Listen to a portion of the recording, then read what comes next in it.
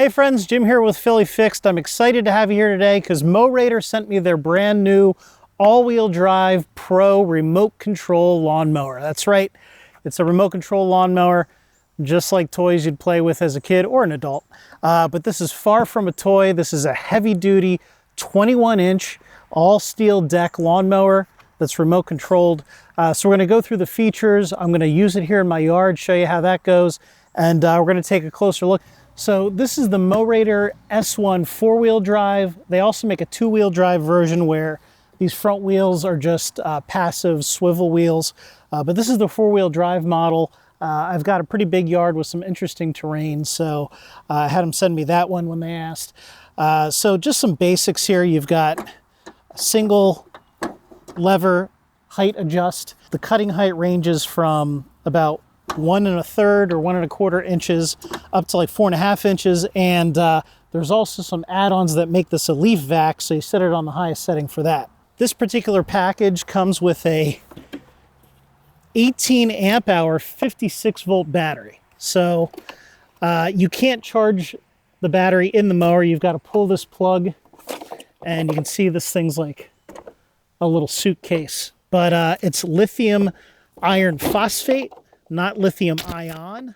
Those have much more recharge cycles than lithium ion. You can also discharge it further without damage to the battery. I'm not sure exactly how their battery management system works on this, but for bigger packs and things like inverters and backup power banks, lithium iron phosphate is what they're using. You've got emergency stops here. You push that in to stop it. You twist it, pops back up. To turn it on, you hold it till all 4 of your battery LEDs light up.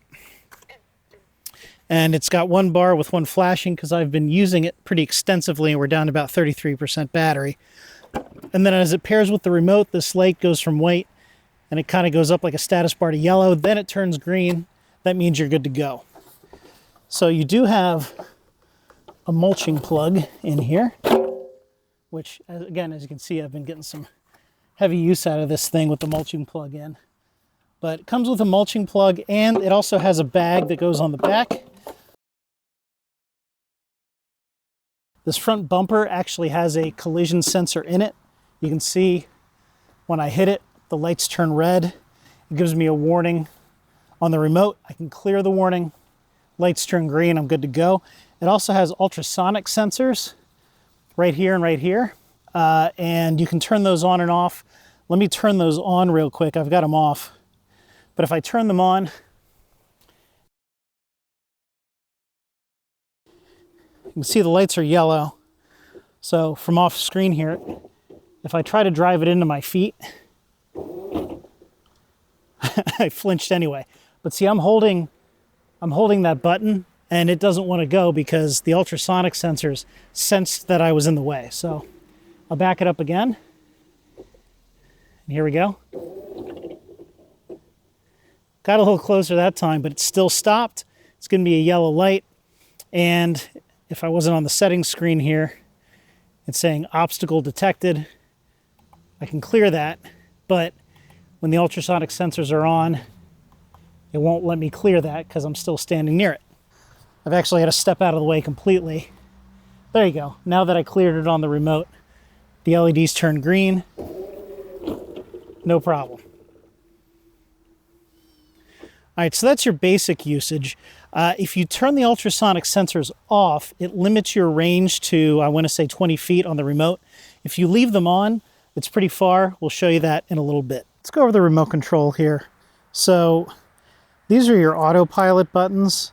You can hit that, and then when you hit OK, it'll continue going straight until you tell it to stop. This is your left turn, right turn, so basically it does a 180 and turns around for you. This, if you've got errors going on, so let me, there we go. So I kicked the front bumper, and it gives me this collision detected error. So I can tap that, collision detected, and if I hit C2, it clears the error, and it lets me start, mowing again. And then I can exit out of the messages list.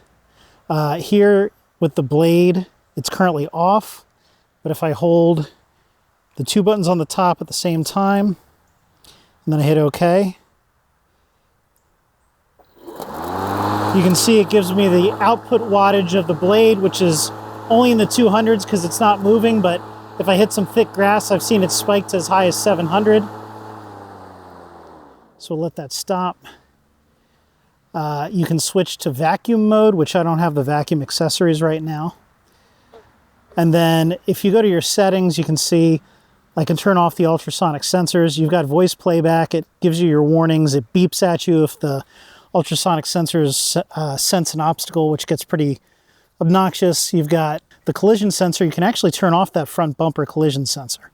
And then you can do a factory reset. Languages, joystick calibration. So you can actually make sure it's calibrated. I'm not going to mess with that because it seems okay right now. You've got over-the-air firmware updates, things like that. And then finally down here, you've got 3 speed settings for your drive wheels, low, medium, high, and then you've got low, medium, and high blade speed, and then you've got smart blade speed mode, which ramps up and down depending on that power output that it's sensing. So that's your remote. And then of course, emergency stop. You hit it again and it resets. So there you go. So that's your remote. All right, so to kick off the testing of the Mowrator, we're gonna try this strip along the creek in my backyard. It's challenging from a terrain perspective. We wanna see how close to the creek we can get without falling in. It's July here in southeastern Pennsylvania, so not a lot of rain, pretty hot out, but the grass tends to continue growing pretty thick here because of the creek. So we're gonna start off with the most challenging part of the yard, and then we'll continue from here to continue the battery run life testing and overall testing. So let's get going.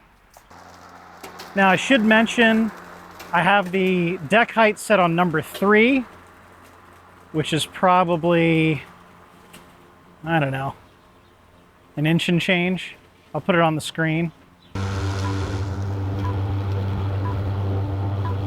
Now I'm gonna set this to medium speed because this grass is high. Medium speed is honestly still pretty quick. I've got the mulching plug in and it's leaving some chunks of grass behind, but again, this is pretty tall grass. I normally wouldn't even let it get this tall.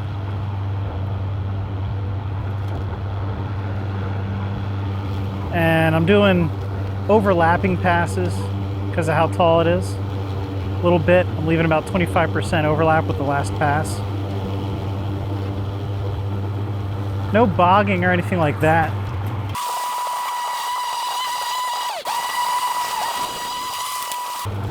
I really like the turning radius on this. I don't know if the 4-wheel drive model is better than the 2-wheel drive, but I can basically do donuts in this thing.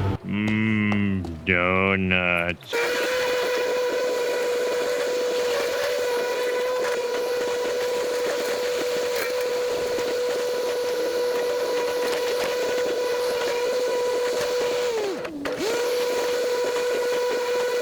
If this part of the yard looks trashy, it is. It's because down along here, I'm running some water and electrical lines, and then between the house and the garage, I'm running a new electrical service and data and stuff like that. So the yard's a mess right now, but it is what it is. All right.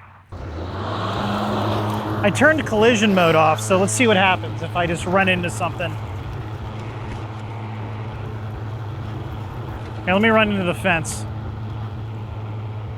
Yeah, nothing. Nice. I think I'm gonna leave collision mode off because if I'm gonna do something where I'm worried about collisions, I'll turn it back on. All right, so I think for assisted driving, I have to turn ultrasonic sensor back on. I should be able to put it in cruise control. Okay. And then it automatically turns. I'm not touching anything. Turn the blade on. Then you hit the main button in the middle. And then you have to hit OK. And then it has a turn button, left and right turn. So I'm going to hit the turn button now to make a left turn. So you have to hit it and then you have to hit OK. And then I have to hit go and then OK.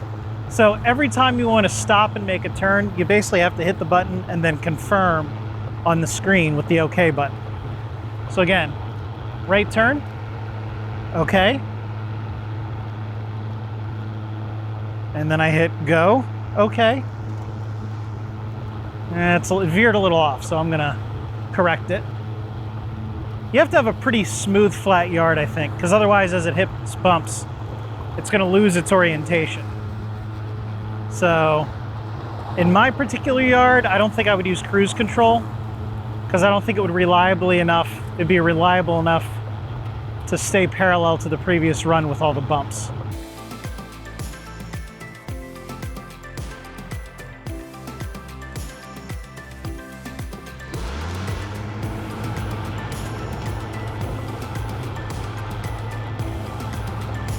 I'm not going to go real close to the creek up here because I don't want to have to go down there just yet.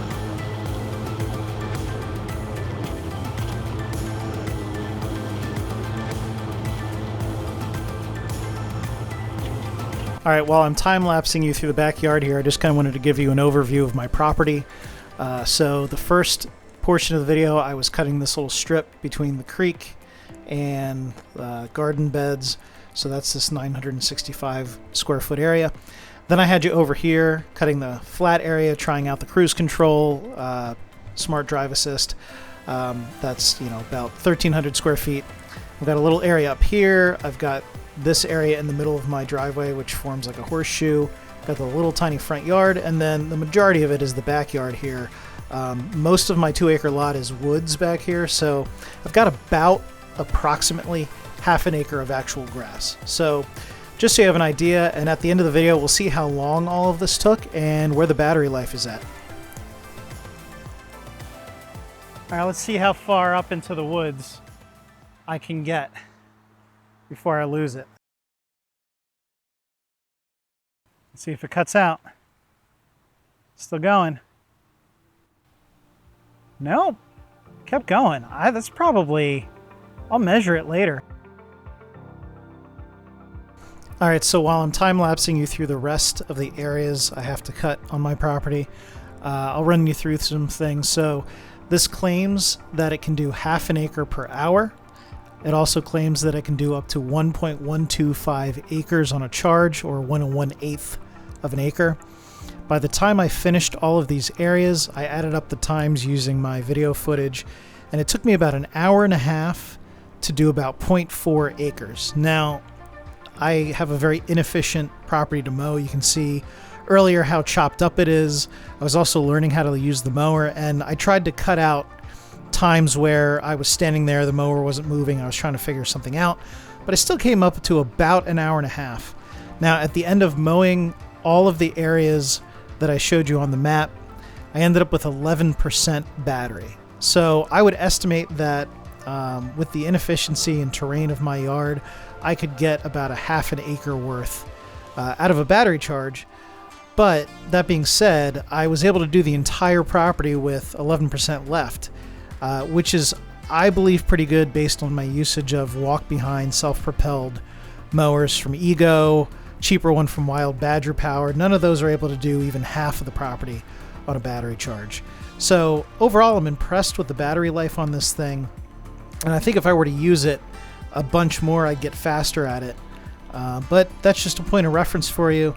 And if you have a flatter, rectangular yard, less need to kind of, transport the mower between different areas, you could probably do quite a bit faster than me. Overall, I think this thing is excellent. It's heavy duty. It can handle some rough terrain with this 4-wheel drive model. What are the downsides? Well, since the front axle doesn't actually turn, it has to counter spin the wheels to turn. And if you've got softer turf, it might tear that up a little bit. I mean, these aren't really knobby tires, but they are rubber. And in some of the softer areas where the grass is thinner, it was digging up the dirt a little bit. You can see some dirt on the wheels here. It is very heavy. I couldn't just lift it out of the box when I got it. I mean, I can lift it with the wheels on the back there, but I'm not just going to go carry this thing around. So it is a little heavy, but that's because it's all welded steel. Maybe they'll come out with a composite, plastic composite type version that might be lighter. I'll give them that feedback. I think the ultrasonic sensors, I wish you could calibrate those, maybe turn the sensitivity down. I don't see, on the advanced settings here where you can do anything except turn it off. And then if you turn it off, you're limited to like 20 feet on the remote range. So I wish there was a little more calibration on that, or you could bypass the remote range limits. It can give you a warning like, hey, you're an idiot and it's not safe, but I'd like to be able to do that personally. But overall, it's pretty cool. Now, this thing is a little pricey, all right? Right now, I think on the main website, it's $3,400 for the four-wheel drive model and $2,400 for the two-wheel drive. So it's expensive. So you've got to make that call on value, whether you think it's worth the money. But what I can tell you, it's very well built. The runtime is incredible. I've got 12% left, and I did my whole yard, a little over, I'd say a third of an acre of grass. 2-acre lot, but I have a lot of woods and stuff. What do you think? You think it's worth the money? You think you'd buy it? What are the applications you could see for it versus a walk-behind self-propelled, things like that? My name's Jim with Philly Fixed. I appreciate you watching. See you on the next one. God bless you guys. And tell us what exactly this tool is for. I don't work with large pipe. I don't work with large pipe.